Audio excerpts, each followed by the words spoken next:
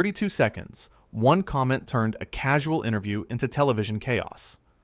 The studio lights were hot that morning. Whoopi Goldberg sat at the table with her co-hosts, ready for another day of conversation and debate.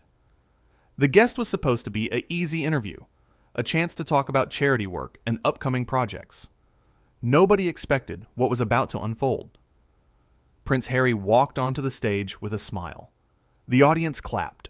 He waved and took his seat across from Whoopi. Everything seemed normal at first.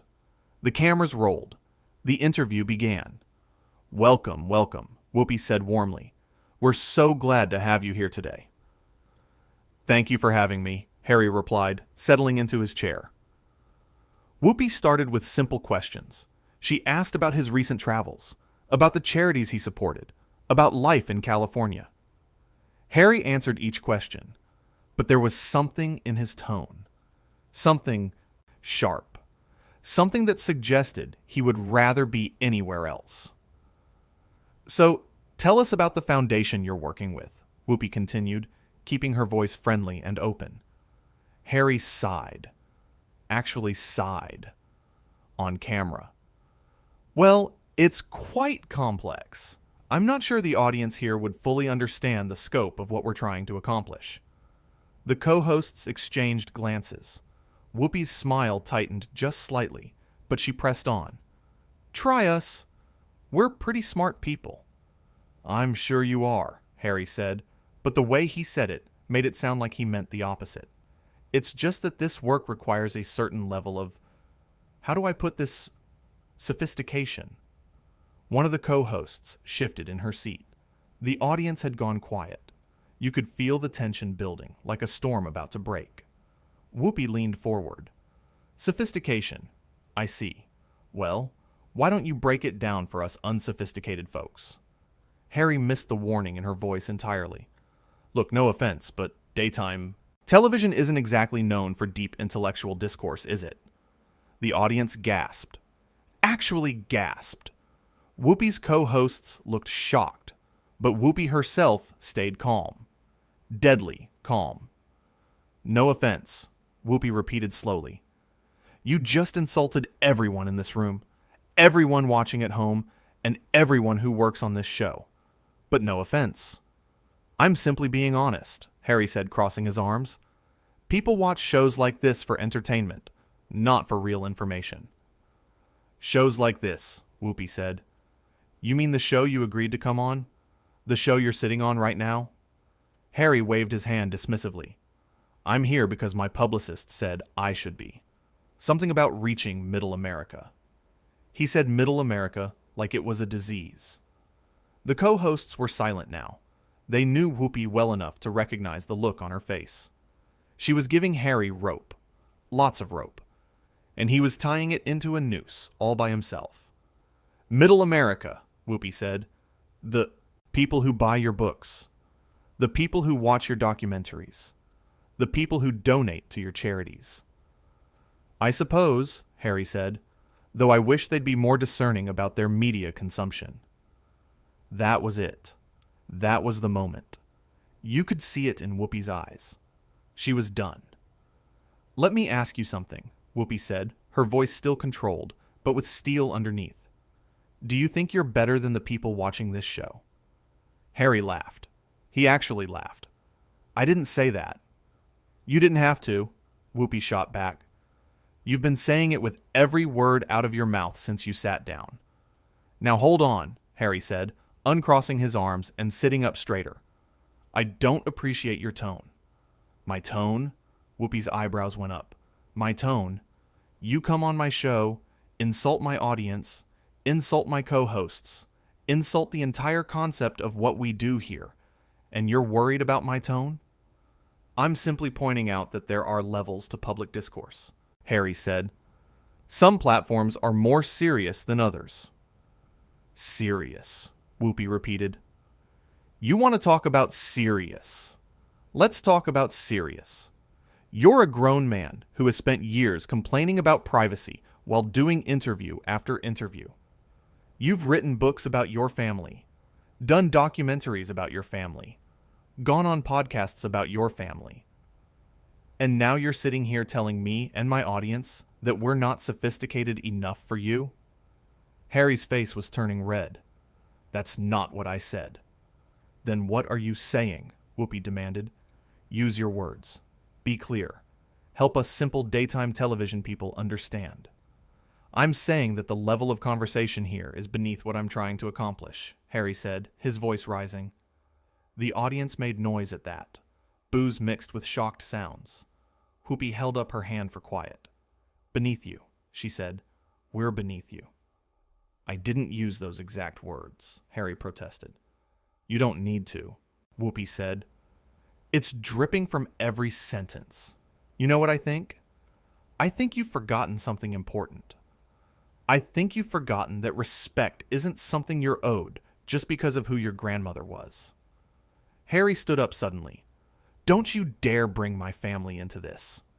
You bring your family into everything, Whoopi said, standing up to match him. That's literally your entire brand. But the second someone pushes back, the second someone doesn't bow and scrape, you can't handle it. I don't have to sit here and take this, Harry said. You're absolutely right, Whoopi agreed. You don't. There's the door. The studio went silent. Everyone was staring. The cameras were rolling. This was live television, and nobody knew what would happen next. Harry looked around, as if expecting someone to defend him. The co-hosts just stared. The audience was completely quiet. Even the crew had stopped moving. Are you seriously asking me to leave? Harry asked, his voice incredulous.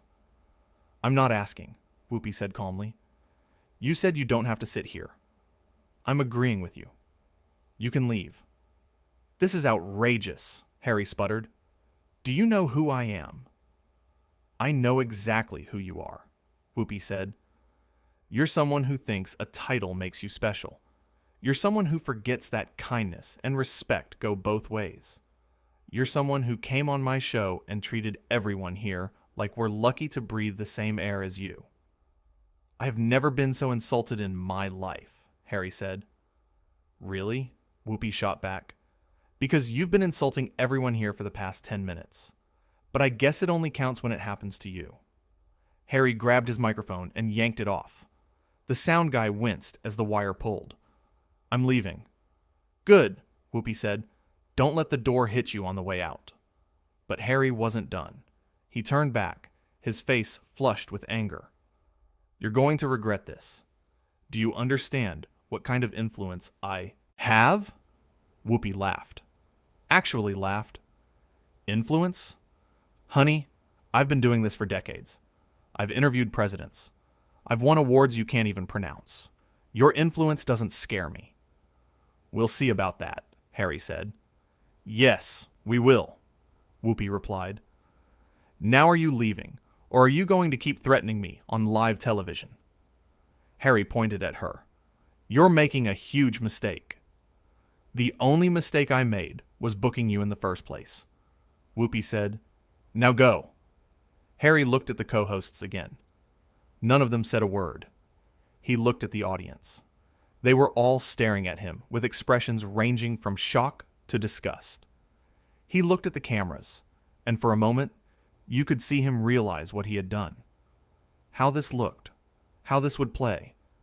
But instead of apologizing, instead of trying to salvage the situation, he doubled down. This is exactly why I left, he said. This kind of treatment. This disrespect. Disrespect? Whoopi's voice went up. You walked in here with disrespect. You sat down with disrespect. You talked to us with disrespect. And now you want to play the victim. I'm not playing anything, Harry said. You're playing yourself, Whoopi said. And everyone watching can see it. Harry turned and started walking off the stage. But then he stopped. Turned around again. This was his final mistake. You know what your problem is? He said to Whoopi. Please, Whoopi said, crossing her arms. Enlighten me. Your problem is that you can't handle someone who doesn't need you. Someone who's actually important. The audience erupted. Boos filled the studio. Whoopi's co-hosts looked horrified, but Whoopi just smiled. It wasn't a nice smile. Actually important, she repeated. You mean like someone who's done more than be born into the right family? Someone who's built a career on talent instead of bloodline? Someone who's earned respect instead of demanding it? Harry's mouth opened and closed. He had no response. That's what I thought, Whoopi said. Now get off my stage. Gladly, Harry said. I wouldn't want to waste any more time with someone so... He paused, searching for a word. So what? Whoopi challenged. Go ahead. Say it. Tell everyone what you really think. Harry seemed to realize he was cornered. Anything he said now would only make things worse. He turned and walked toward the exit, but Whoopi wasn't finished. And Harry, she called out. He stopped, but didn't turn around. Next time you go on a talk show, try remembering that the host isn't there to worship you. They're there to have a conversation. And conversation requires respect. Both ways. Harry walked off without responding. The door closed behind him. For a moment, nobody in the studio moved. The silence was deafening. Then Whoopi turned to the camera. Well, she said, that happened. The audience exploded into applause. They stood up. They cheered. Whoopi's co-hosts were clapping too, shaking, their heads in disbelief. Whoopi sat back down and looked at the camera. We need to go to commercial, she said, because I need a minute to process what just happened. One of the co-hosts leaned over. Are you okay? I'm fine, Whoopi said, but we're going to talk about this when we come back. The show cut to commercial, but in those few seconds before the feed switched, you could see Whoopi's face. She wasn't angry anymore. She looked tired, disappointed, like she had expected better and been let down. When they came back from commercial, Whoopi addressed the audience directly. Okay, she said, let's talk about what just happened here. The co-hosts nodded. The audience was leaning forward, eager to hear what she would say. I want to be clear about something, Whoopi began. I don't enjoy conflict. I don't enjoy kicking people off the show. But I also don't tolerate disrespect. Not to me, not to my co-hosts, and definitely not to our audience. The audience applauded. When you come on this show, you're a guest in our house, Whoopi continued. And in our house, we treat people with respect. We expect the same in return. That's not too much to ask. One of the co-hosts spoke up. What got me was the entitlement, like he was doing us a favor by being here. Exactly, Whoopi said. And look, I understand that he comes from a different world. I understand that he's dealt with a lot, but that doesn't give anyone the right to look down on other people. Another co-host chimed in. The way he talked about the audience, like they're not smart enough to understand his work. That was the worst part, Whoopi agreed. Our audience is smart. Our audience is engaged. Our audience deserves respect. And if you can't give them that, you don't belong on this stage. The audience cheered again. I've been in this business a long time, Whoopi said. I've interviewed all kinds of people. Rich people, poor people, famous people, regular people. And you know what I've learned? Respect has nothing to do with status. Some of the kindest people I've met have nothing. Some of the rudest people I've met have everything. She paused, letting that sink in. What happened today was a teaching moment, she continued. Not for me, not for us, but hopefully for him. Because at some point, he's going to have to realize that being born into privilege doesn't make you better than anyone else. It just makes you luckier. The co-hosts nodded. The audience was completely focused on every word. I hope he learns from this, Whoopi said. I really do. Because the world doesn't need more entitled people. The world needs more humble people, more kind people, more people who understand that we're all human beings, deserving of basic respect. She looked directly at the camera. And to everyone watching at home, I want you to know something. You matter. Your intelligence matters. Your opinions matter. Don't let anyone tell you otherwise. Not a Prince, not a president, not anyone. The audience gave her a standing ovation. It lasted for nearly a minute. Whoopi sat there, taking it in, a small smile on her face. When the applause finally died down, she said, "All right, we've got a show to do. Let's bring out our next guest." The show went on.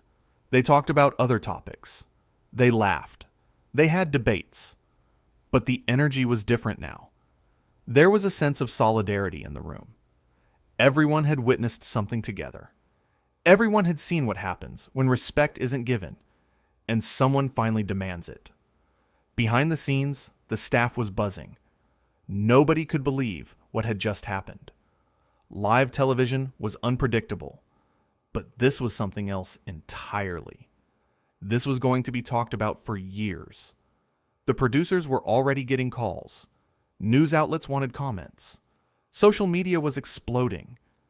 Everyone wanted to know what had happened, what would happen next, what this all meant. But in the studio, Whoopi just kept going. She did her job. She talked to her guests. She engaged with her co-hosts. She proved exactly why she had been doing this for so long. Nothing rattled her. Nothing threw her off her game.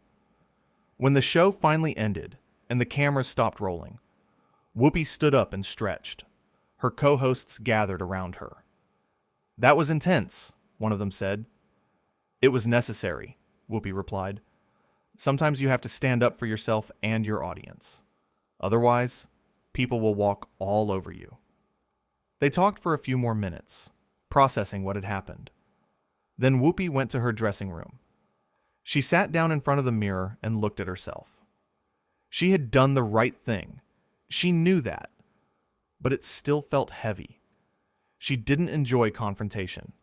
She didn't enjoy making people leave. But she also knew her worth. She knew the worth of her show, her co-hosts, and her audience. There was a knock on the door. One of the producers came in. "You okay?" the producer asked. "I'm fine," Whoopi said. "How's it looking out there?" "Chaos," the producer said honestly. "But good chaos. People are supporting you. They're saying you did the right thing." Whoopi nodded.